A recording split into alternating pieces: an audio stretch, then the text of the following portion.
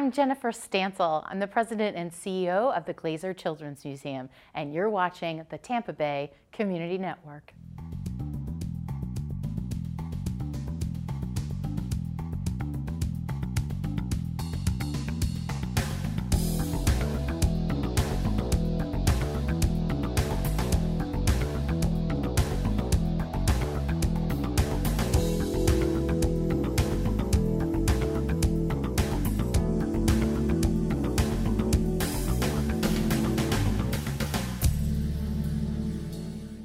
Hi, my name is Linda Saul-Sena, and I'm so glad you can join us for Culture Vultures. It's my great pleasure today to have as a guest Jen Stansel, the CEO and president of the Glazer Children's Museum. Thank you so much for having me, Linda. What a delight to be on Culture Vultures. Well, we're excited that you're in Tampa, so tell us what is new and happening at the Glazer Children's Museum. Well, what's so great is as I took over in the latter part of 2015, 2016 will be a whole new time frame for us where we're launching several new exhibit experiences, we're launching a new brand, and we're really trying to talk and make sure that the community, the Tampa community, knows what a great resource we are for children of all ages, specifically about their growth and development.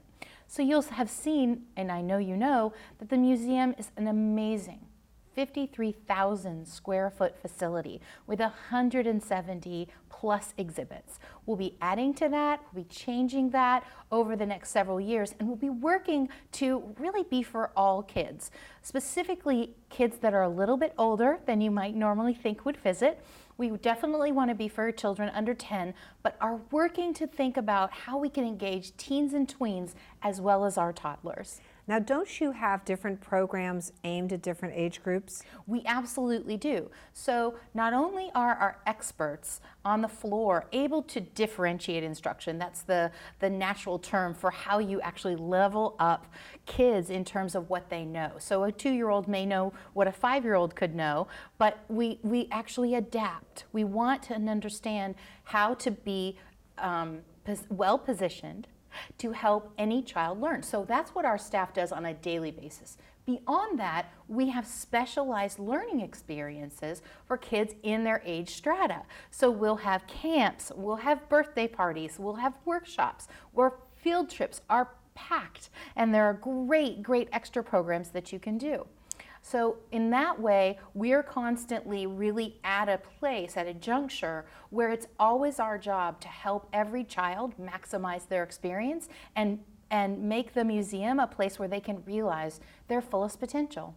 What a treat. What a gift for this area. I wish that the Glazer Children's Museum had been there in all its glory when my children were young, but now you are there. And tell us, for example, some of the specific things that are available to different age groups. I think I know something about Toddler Tuesdays. Oh, yes. So this is so great. So not only do you kind of want to think about our building and our floors as aging up as you go up, and certainly the water area is one of our youngest age groups. So all of those things are geared for the youngest visitor. You can ride your stroller right up, and there's sand play and free play with the water and all those kinds of things. But as you go up into the second floor in Main Street, all of those are actually a little bit older for kids pre-kindergarten and into the early primary years of elementary school. Now, what you're talking about is very special programs that we have that are specifically for toddlers. So we have Toddler Tuesdays, and we also have something called Sunshine Sundays, which I love Sunshine Sundays because our building isn't open until 12 noon on Sundays, except for one day a month where we open it up specifically for kids who have autism. Wow. And the entire experience changes for them. So we dim the lights, the sounds are softened, and this is a safe place for parents and care providers to bring children with autism. And specifically, it is all for them. So when we say stratify, we're not just stratifying for age levels, but we're stratifying for different ability levels. And that's very important to us. Now, as I'm sure you also know, we are huge in terms of our Title I giving. So we make sure that the museum has access for everyone.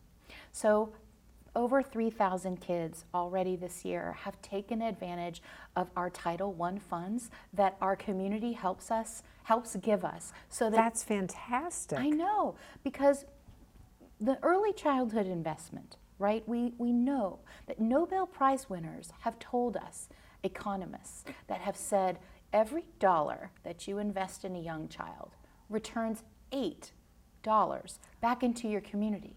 Wow. And one of the things that's so great about that is that we know that that is a proven formula. So whether we're investing in a child who has access to the museum or not, we're leveling the playing field by allowing them to come into this wonderful place of learning and to experience it and hopefully experience it repeatedly.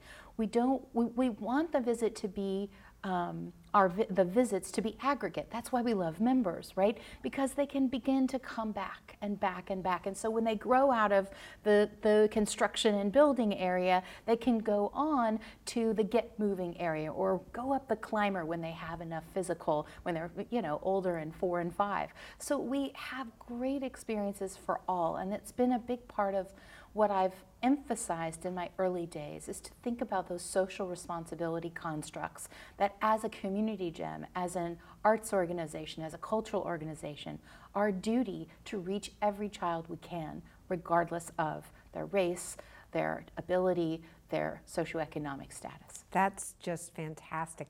So if children are able to access the programs when they are, yes, they'll have a variety of experiences over time. Correct. And of course, you probably may also know that we have a very special relationship with the Children's Board of Hillsborough County. And I didn't know that. They are absolutely so generous, and they make it possible for kids to come on the first Tuesday of every month for free.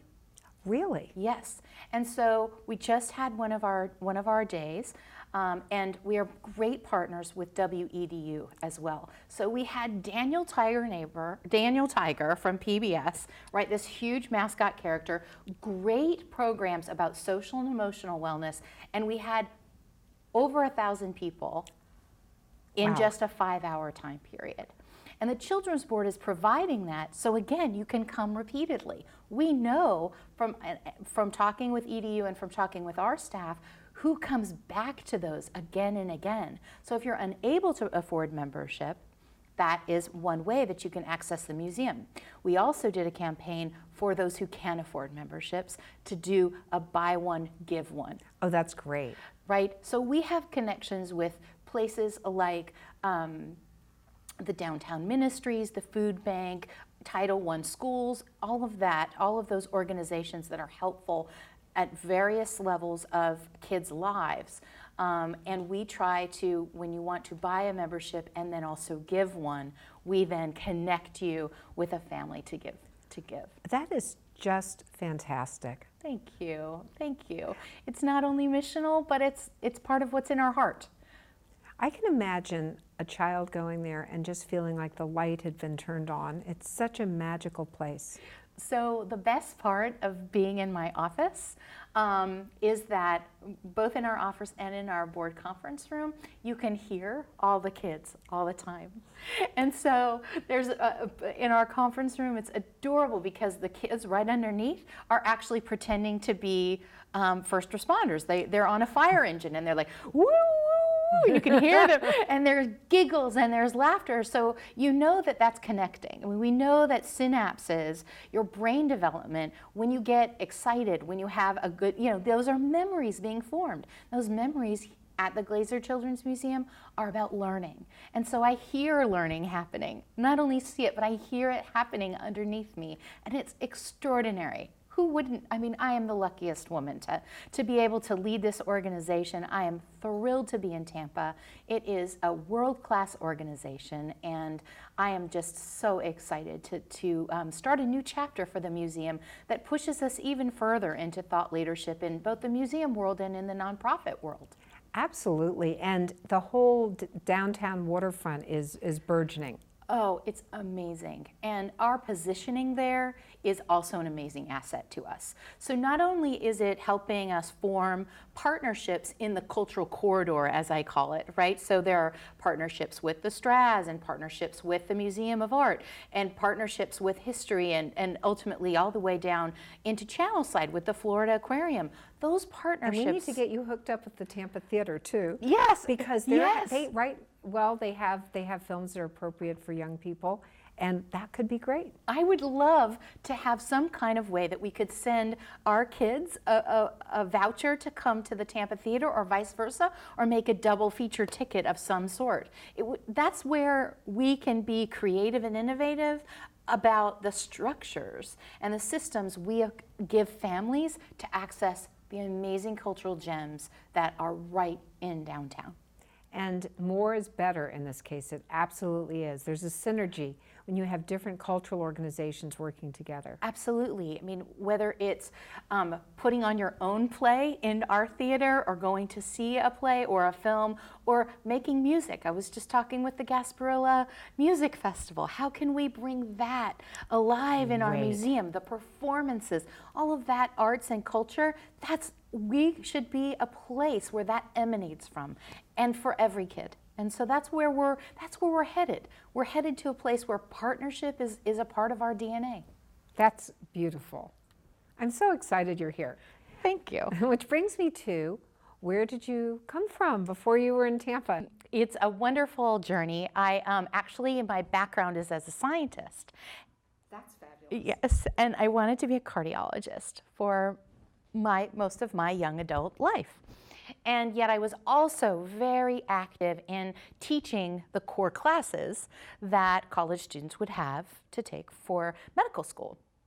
And so at my medical school interviews, they were like, what do you think about that education gig? Are you sure? Because you seem really energized about it. And I had gone to the East Coast and I had been in museums, and I lit up. I knew I needed to work in a museum. I knew that was the laboratory, the invention, the innovation that could be at the epicenter of changing kids' lives. And so I was lucky enough to go and open up a museum in Birmingham, Alabama, and it was a downtown redevelopment project, 300,000 square foot museum that was an anchor in downtown. Wow, 300, and you opened it. Yes. That's exciting. Oh yes, it was amazing. And what that taught me was, again, how critical putting a cultural gem downtown can be. So, they're in their 11th or 12th year now.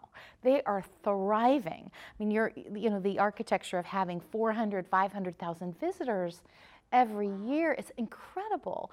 And then I did the same in Raleigh. So once you kind of begin to be in the museum circuit where you have the knowledge and the acumen to help build something and start it, there's a kind of a quality that goes with that. I helped open a museum called Explorus, and Explorus was particularly focused on middle school kids. And that's where I have a particular love of kids in that particular middle school grade. It's such a difficult time. Oh my goodness. It is, and it's such a rich time. And I have had so many experiences, not only with my museum experience, but in my life with middle school kids and girls in particular, because as I said, I was a scientist. So I went on from Raleigh to actually be the executive director of the Girls Math and Science Partnership, which was an incredible opportunity for me to literally leverage the ideas and philosophies and all the things I knew and really break down those barriers for girls in STEM fields. And what was so great about it is we ran programs over the summer, spy schools. We were doing, great things and with high-end technology, and won amazing awards for both our website and our kind of Facebook-like website, as well as our spy school. And it was just an amazing... Who cooked up the idea of spy school? That sounds like so much fun. It is. So if you can imagine a sixth grader, right, coming in and being in a group of 6 girls where they actually think they're real spies, and they get notes throughout the day from the senior spies, in essence, right? It's Amazing. So these girls actually, we did this program for 5 years running, and the program changes every year based on a topic, so the girls can grow up in it. And what was great about this is that Carnegie Mellon University was a partner, prototyped this work before I got there, and then I basically wrote this 3-year narrative. It was like theater, right? And so the kids were out in the community and they thought the mysteries that they were solving were real because we hired actors to actually have questions and interviews, and we laid clues around. It was fabulous. And so what I think is so great about that is that when you become immersed in experiences, when they embody you and when they are completely take over who you are, those are the memories that last. That's the educational, target right there. That's the sweet spot. Is Absolutely. Being in a place where the girls or any child is really thriving, learning, having fun, and doing things that they probably didn't think they could do. Yes, and stretching. Exactly. And so one of the ways that we're stretching too as a museum now is that you'll actually see us debut in the spring of 2016 a new special multimedia arts lab. I'm so excited about it. It is called the Small Lab, so Situated Multimedia Arts and Learning Lab. And one of the things about this lab is that we will be the very first children's museum in the United States to have one. Did you create it? I did not create it. It is in partnership. It was created at the University of, at Arizona State University. And the idea is, again, with embodied learning, this is a way that technology can be used to enhance learning. So if you imagine yourself inside an iPad, able to be parts of the game pieces, that is part of what the kids will do. And what I'm so thrilled about is that it's a K-12 experience. We aren't limiting ourselves to kids that are K1 and 2. We can have kids coming over from Tampa Prep or any high school and doing chemical titrations in the simulated environment. So we can help kids learn colors, we can help kids learn math and physics and science and all of that, but it can be for any kid. And I'm just so thrilled to introduce that level of innovative technology to the Glazer Children's Museum, because that's what you're going to see going forward from us. So you have to explain it a little more because I'm sort of confused. Yeah. So will this be like a child with a pad or a computer, or are they physically acting things out? So imagine that you are in a room and it's about, it's kind of a 20-foot by 20-foot room or bigger. But essentially on the top of the ceiling you have a projector. Okay. And that projector then comes onto the floor. And all the kids are seated around that projection, and they have wands. So for instance, you call on a kid that is, you call on a kid and you say, okay, come and do your wand. And let's say it's a kindergarten class, and they want to do color mixing. So you call on a child and they become blue. Oh, that's fabulous. You call on another child and they become red, and then the colors mix together and you say, what just happened? Oh, did you know that red and blue made purple? I mean, it's just, that's the kind of thing. But then it starts to get higher end. Physics, geology, geography. And I'm so excited because we're going to write our own Tampa program specific to our small lab. I love that. I love that. So yes, so it is hard to imagine. I totally understand that. But it is as if you are the piece of the game. So that's why it's called situated learning, because you are in it. It's much like, much closer to the experience of, for instance, playing a Wii, yes, right, in front of your TV and actively being engaged in the learning, because that heightens the learning. We know that it does. Absolutely. The more you're physically engaged, yes, the more you get. So also it gives kids the idea that they are agents, that they are effective, that they have some power, that they have some ability to make things happen. What a terrific point. So whether you go back to my past and the places where I've been in museums and giving children power to now, that is exactly what we want the Glazer Museum experience to be. You walk in the door and it should be about how you are feeling that day. If you want to make a piece of art, great. If you want to go play and experiment and make a boat, great. It is about, we have to be flexible to the learner and open-ended enough that the experience is as diverse as the child and the parent that are there. Oh, that is fabulous. Now I'm wishing, not that my children were little, that I was little, and I could, it sounds just so marvelous. Thank you so much. I really love it. I'm obviously very passionate about it, but it's a place where I know kids are growing up, and knowing from my conversations, I mean, part of what I want to do in my first year is conduct a listening tour. I want to be part of the Tampa community, Great. and I want to hear what people want from their museum. Right? That's great. And I think that that's an important point is please write us and tell us what you're hoping for. This is a place for you to dream about your expectations and share those with us. So I know that there's, you can write in and tell us what your ideas are. However, beyond just that and getting to know Tampa, the idea is to then think about how this unique entity, this unique children's museum, really becomes a thought leader for all the children's museums in the nation. Oh, that's wonderful. And for me, that doesn't happen unless we are a vital, connected point of pride for our community. Because not only are we vigorously educating our kids, but we know and we can prove through research that we might conduct with our local universities that we are moving the needle on how kids learn, what they know, what they can, what they know about their careers in the future, and preparing them for life. It's great to hear when I speak with the superintendent that 80% of our kids in Tampa stay in Tampa. So imagine the impact when your town Wow, is I'd never built. thought of that. Yes, so here we are at the hest of a child's life. Kids that are below 1, just learning to walk, just learning tactile skills and how to grasp things. And we are a part of their learning. We are part of their journey. It's a sacred responsibility. It's really, it's amazing because we've never had this.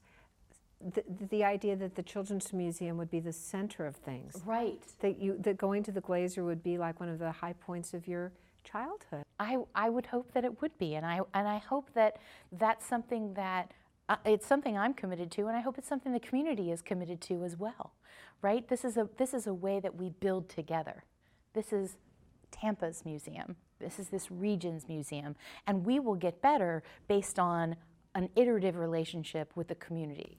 Absolutely, and your being here today helps share this message. And I understand that you don't have to be a parent. You could take a friend's child or a grandchild. Yes. Don't ever let that stop you. If you have a child with you, you can be in the museum. We love that. And part of what we hope to do over time is coach people about how parents should act in a museum, right? So one of the things that I've done before this was I was in public media. Which brings me to, I just have to ask you, here we have a beautiful, beautiful Emmy, isn't it? Tell me about this Emmy. So this dovetails right into our work. I was fortunate enough to create a show as a parent myself about the intersection between digital media and parenting today. Wow. And it's a national television show. It's shown in 27 states across the PBS affiliate network. And what's so great about this is that it allowed me to explore parenting and what parents needed to know, where their places were, where they were not confident, not just about media, but about being with their child.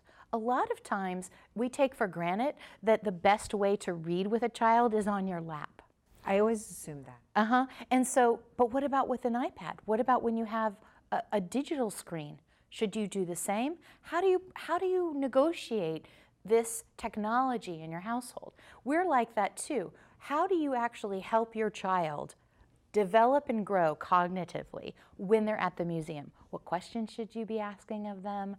How can we model that? How can we help other parents get to that point? So we will do parent education that will probably dovetail back to these shows, IQ Smart Parent, which I won a National Emmy Award for. So IQ Smart Parent is yet again a resource that we can show in the museum and be on, really show these videos and then coach parents about how their children can grow. Because the parents didn't grow up with all this technology because it didn't necessarily exist 25 or 30 or 35 or... It didn't exist 5 years ago, Linda. I mean, it's a brave, we call it the digital Wild West. And so I think that part of our role is not only just to be about children, but to be about parents and parenting, and also about teachers. So that's why we want to work and help train teachers in these best practices around cognition, brain development, and child development, so that all of our region can be empowered with knowing how to give the child the best potential future they can have. You know, hearing you talk makes me wish that I were queen of the world. And if I were, I would take the resources that we spend so many resources on things that go wrong, people whose lives have gone astray, and we spend a tremendous amount on prisons, and instead invest that money in early childhood quality experiences for all children, and people would just be creating the most fabulous things. That's exactly right. That's the formula that we know exists. It's from a Nobel Prize economist named James Heckman, and he is saying that your investment now, the investment in early childhood, children under 8, is the most powerful investment financially that you can make in the community with less crime, less poverty, etc., if you make that investment early. Well, I'm so thrilled that you're part of our community and that you recognize the synergy among different institutions. You mentioned our universities. It's great to work with them because we've got some very gifted people at our universities and in our school systems. Absolutely.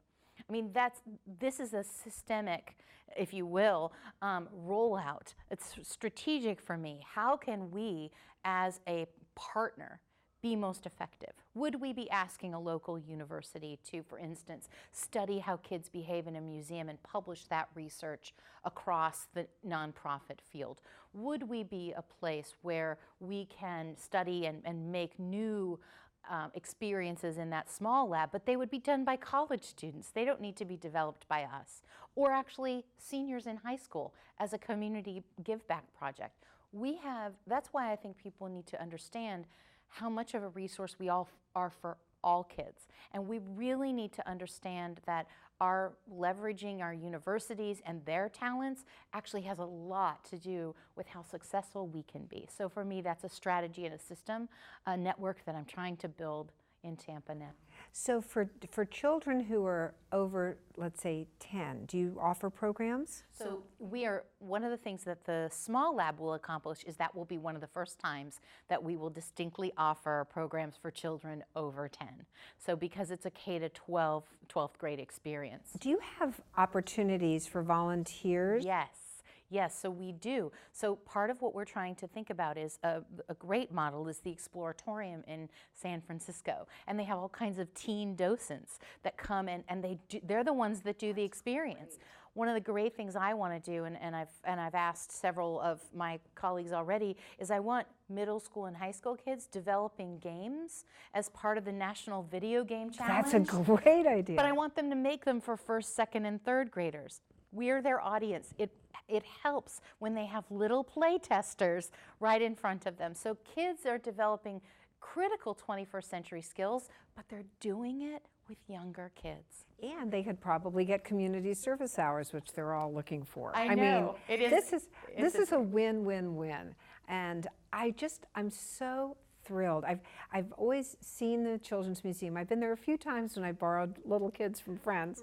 But now I recognize it as a center for creative activity in the community. Yes, absolutely. Absolutely. And that is straight to the heart of our mission. Learners and leaders, that's what we're about creating. That's great. Well, thank you so much for joining us today. This has been splendid. And I'm just so looking forward to the future and seeing what new things you come up with, getting more engaged and spreading the word about the good work you're doing at the Glazer Children's Museum. Thank you so much for having me on. It is a great privilege to be a part of this community and to be a part of this wonderful arts corridor in Tampa. I couldn't be more excited about what's coming ahead for Glazer Children's Museum. Jen, it's a win-win. And thank all of you for joining us today for Culture Vultures. Come back again and you'll find out about all the exciting things going on here in Tampa Bay.